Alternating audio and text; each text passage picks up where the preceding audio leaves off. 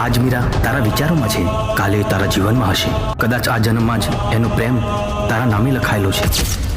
એક રાધા એક મીરા, આ એ જ જગ્યા છે. એક રાધા એક મીરા.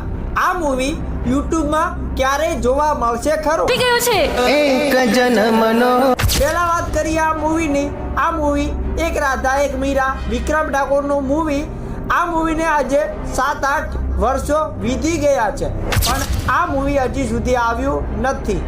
એક રાધા એક મીરા મૂવી, આ મૂવીનો બધાને ઇંતજાર છે.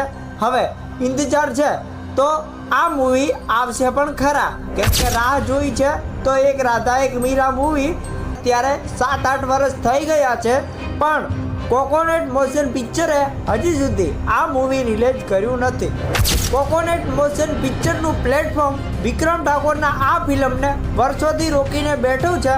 તો કદાચ એવું પણ બની શક્યું હોય કે એમને એમની રીતે પર્સનલ કંઈક પ્રોબ્લેમ હોય અને એ પર્સનલ પ્રોબ્લેમોના લીધે આ મૂવીને રિલીઝ કે ના આવવું જોઈએ. અને કોકોનટ મોશન પિક્ચર વિશે તમારું શું કહેવું છે એ પણ કોમેન્ટ બોક્સમાં જરૂરથી જણાવજો.